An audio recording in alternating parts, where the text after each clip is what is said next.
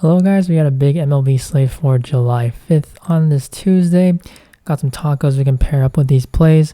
Starting off with first inning runs. Really, these are going to be hits, but obviously recording these before the categories are added in during the day. The first inning hits allowed, there are going to be two plays that I will be looking at. And one of them is going to be Texas and Baltimore for the over on 1.5 hits. Obviously, if we do get these, because there's a chance that we don't have them, but Spencer Howard, Austin Voth, these two guys, they're not going to go deep. Howard's more of a reliever now, long reliever, kind of like 3 innings maybe max. Austin Voth doesn't go deep either, but these two guys just are really bad. And you look at some of these guys' numbers, like walks aren't really an issue. So I feel like both sides, really one side could cover, one team alone. Like it wouldn't surprise me if the Rangers got 2 hits in the first, or the other way around with Baltimore, 2 hits in the first. So I do like this quite a bit. Now, there is some rain expected. Also, the winds are blowing out, so that's another plus for the hitters. But yeah, just a lot of games actually have some rain, so that's something that we're going to have to watch the weather. But going to be the first one, and then the second one is the Giants and D-backs. Over 1.5 as well. So Alex Wood, Tyler Gilbert, I'm pretty sure this one's going to be available. And Alex Wood, not an elite arm. He's a lefty, so you're going to expect the Diamondbacks to have Luplow, Ketel Marte, who hits better from the right side against lefties. So I think when you're making it tougher, having the platoon advantage against Wood, that's definitely plus for the hitters. And then Tyler Gilbert, just not really good after he went for the no-hitter last season, I believe. The Giants, they're going to stack righties, of course, against him, and I could totally see the Giants actually covering this themselves in the top half of the inning and getting 2 hits. But if not, I think Wood can definitely allow 1. So that's why I think this one is pretty good. That's why I just target for hits. A lot of props. This is what I target when both pitchers are capable of giving up hits. So those two for first inning hits, and then hitter fantasy score. John Birdie's moved to 8.5. 7.5 was what he opened at, but I still think this is fine if you want to take it, but I would prefer his runs and RBIs. Obviously 0.5 there, because Birdie's not really a guy who's going to have power, and so if he's getting on base, it's most likely a single, and then you need him to steal. But of course, we're targeting stolen bases here against Noah Syndergaard. We targeted this same matchup last time with the White Sox. Tim Anderson, Luis Robert. Tim Anderson stole 2 off of him in the same bat, basically, when he got on base after a walk. So when you do that, I mean, I think Anderson, I don't know if he scored or not, but that's 12 points alone from that one at bat. So Birdie, he's in a similar situation here. Obviously not as great of a hitter as Anderson, but Birdie should be leading off. When you take it on Syndergaard, if he's on first, he's going to probably steal second. This is the stolen base leader in the league. This is really as good as it gets when you steal, and you have the perfect guy to do it here. So even at 8.5 now, I still like it, but I would prefer the runs and RBIs, because what if Birdie gets on base, say it's his second or later at bat, and Syndergaard's gone, or maybe there's a runner ahead of him who doesn't run, then Birdie's locked at first. Like, he can't steal because the lead runner doesn't have the same speed. So that's one concern if you are really hunting for the stolen base. And then also you need him to walk single most likely, and then he steals. But again, no power. It's going to be hard for him to hit from obviously an extra base hit alone. So that's kind of my issue with it when you get an 8.5 prop for fantasy score. So prefer the runs and RBIs. The next one's Kyle Schwarber at 7.5. Right here. I don't know what's wrong with this, because there's actually 8.5 for Schwarber. One of these should be Nick Castellanos, but obviously take the 7.5 for the over. He also has a total base prop, which I'm fine with, 1.5. I like this one because the matchup against Pablo Espino, the pitch types work really well in Schwarber's favor. So Schwarber, leadoff hitter, 13 winds blowing out, also some rain expected, so keep an eye on that. But Espino, he doesn't strike anyone out. That's a concern for Schwarber. And you look at the whiff percentage, 24 percentile, 92% chase rate. That fits right in with Espino, because he doesn't generate whiffs, And because he doesn't really walk guys, I think you might be better off taking stolen or total bases. And really the reason is, though, the pitch type. So it's basically fastball curve against lefties for Espino, and then how Schwarber hits fastballs and curves. Fastballs, it's his best pitch, and then the curve, 307 expected batting average, 622 slugging, 44.8 hard hit.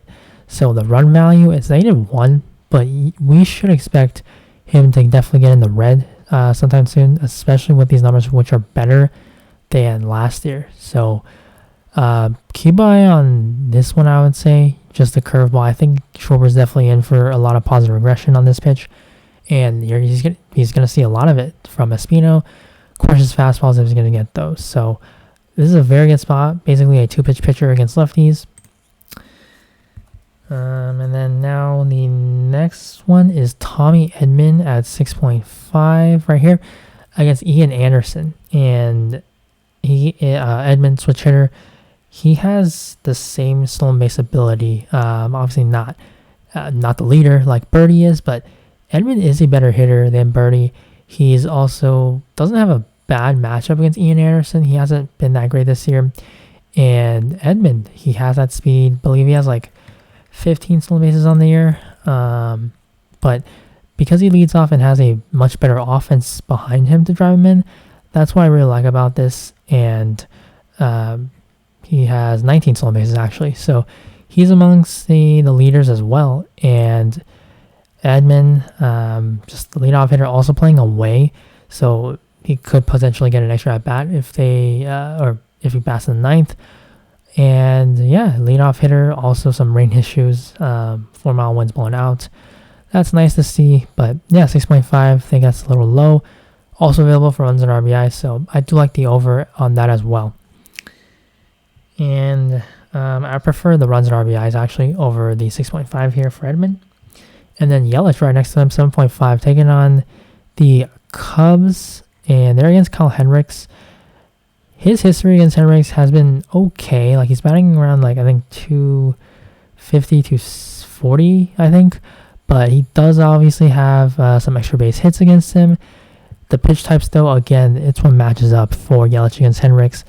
And Yelich actually has some speed. Hendricks not really a guy who allows a ton of stolen bases, but obviously that's nice to see.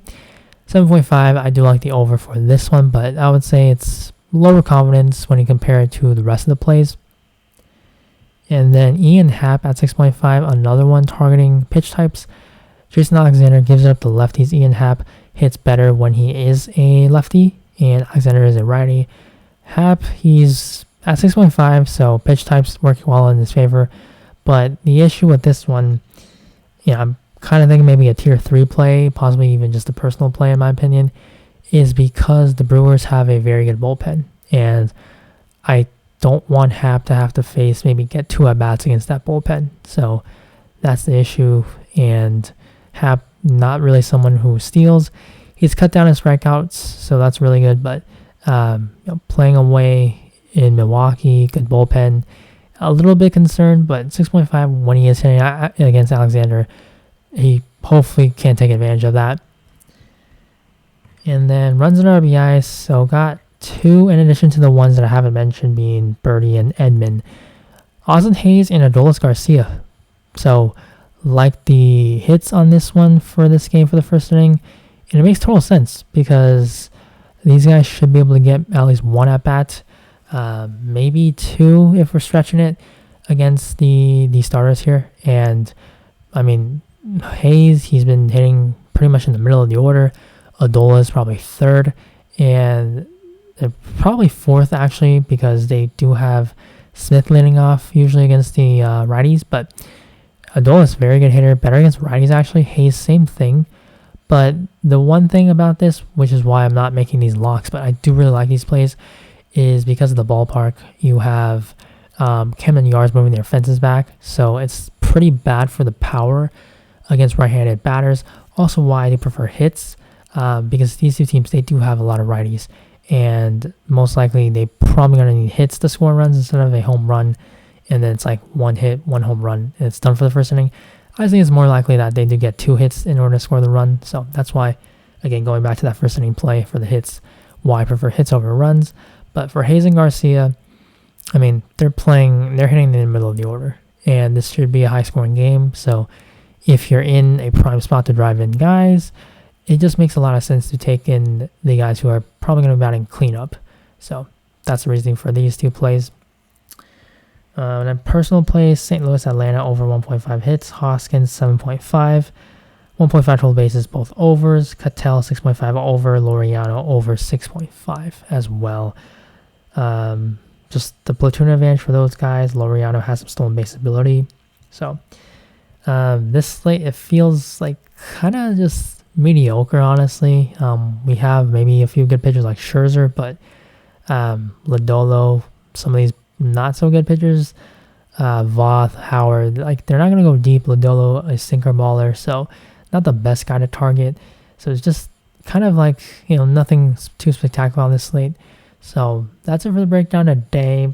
Probably could have some ads or maybe turn some of these guys into locks later, but that's what I have right now. Thank you guys for watching. Good luck on this slate, and I'll see you in the next video. Bye.